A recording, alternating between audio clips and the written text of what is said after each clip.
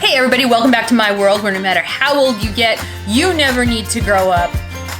But it's really cool to learn about amazing, inspiring human beings, and I'm really happy that Barbie created a Ms. Maya Angelou Barbie.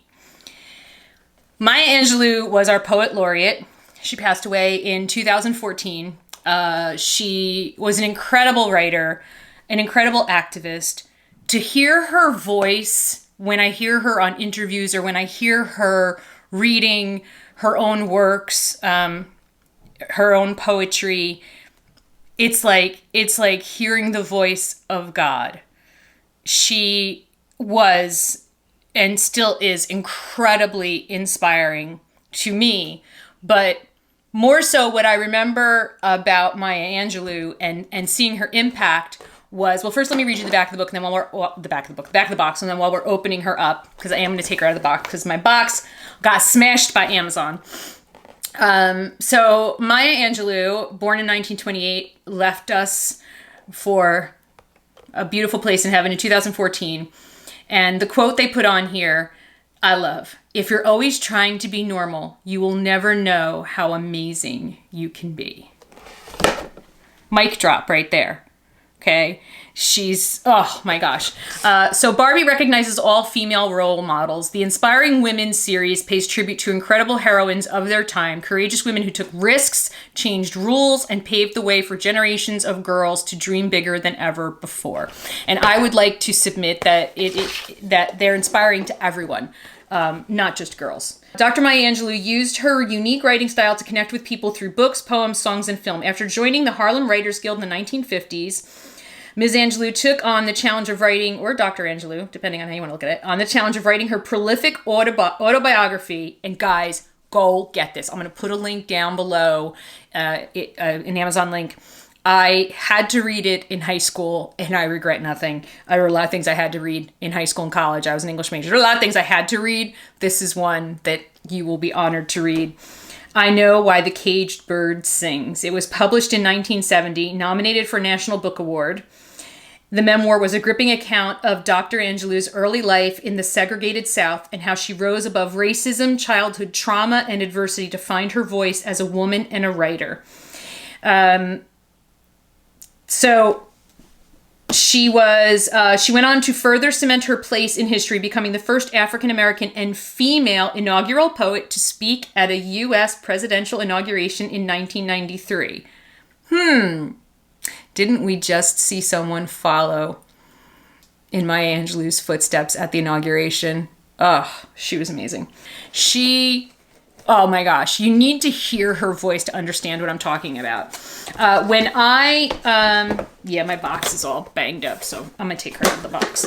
So, in my late 20s, I guess my early 30s. So I think I think I've talked about it before, but I was in high school.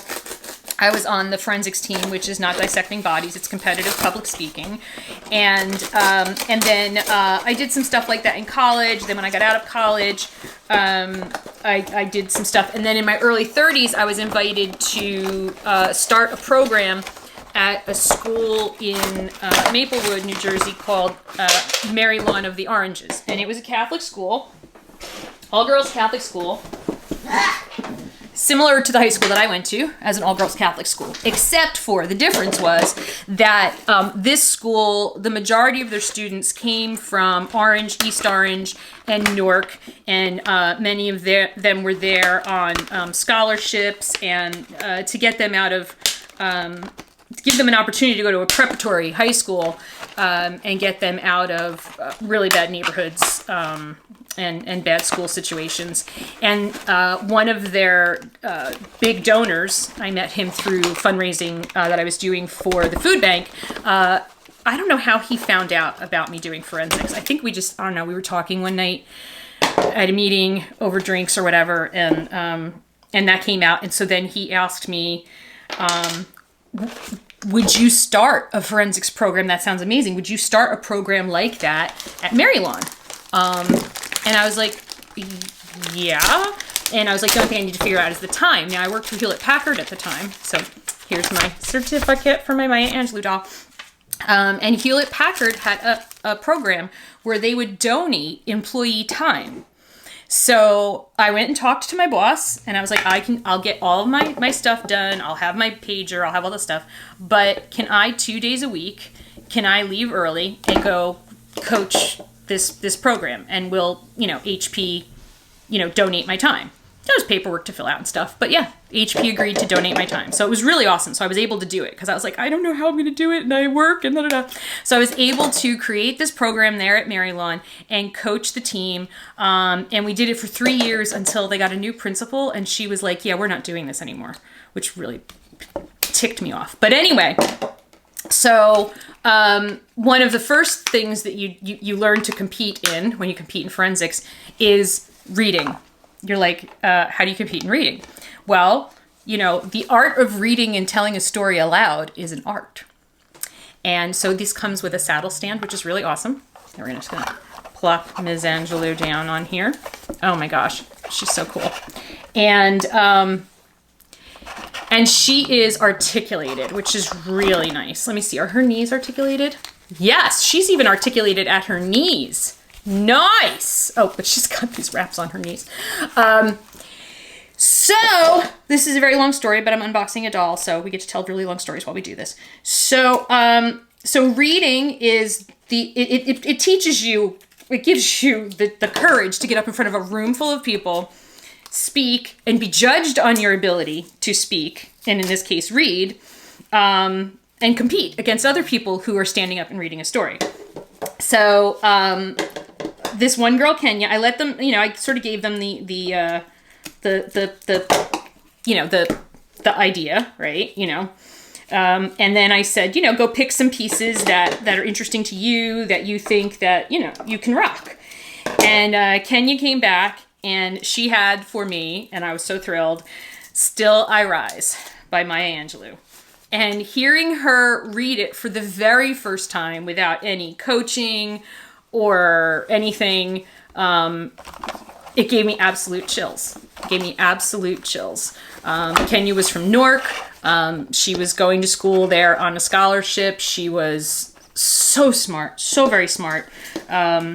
These girls were just working really, really hard to get out of, can she hold her book? I don't know if she can hold her book. There's no little handy holdy thing. It should have a little thing so she can put it on her hand, because how is she going to hold her book? Girl can't hold her book. This is ticking me off. All right, well, here's her book. So here is the doll. So she's got this beautiful traditional style dress on. I love that she's articulated. Now, Dr. Angelou was a more full-figured woman than this doll would suggest, but I don't think that she would mind. This face, though, this very much looks like her, especially in the eyes. I really feel like she's shining out to us from the eyes. I love the little gold button earrings. I love the gold jewelry. Oh, it's so pretty. So pretty. And I really like these colors on her. This is a very cool color. This is gonna look really good on my shelf. And she's got these really cute little shoes on. Very cute.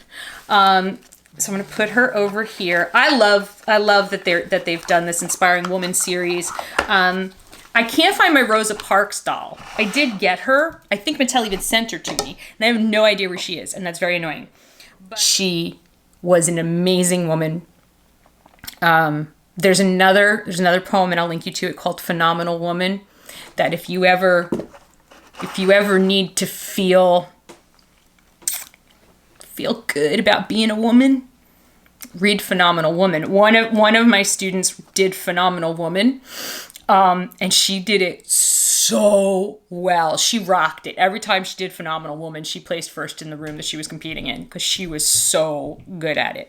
But, being able to speak these words that the amazing Maya Angelou wrote, gave these girls so much pride and inspiration, and it was just a beautiful thing to see. And, my time working with them is one of the things that is one of the greatest joys of my life. And I was absolutely shattered when they canceled the program. And she's an inspiration to Black women, absolutely, to Black people. But also, I think she's just an inspiration for all women.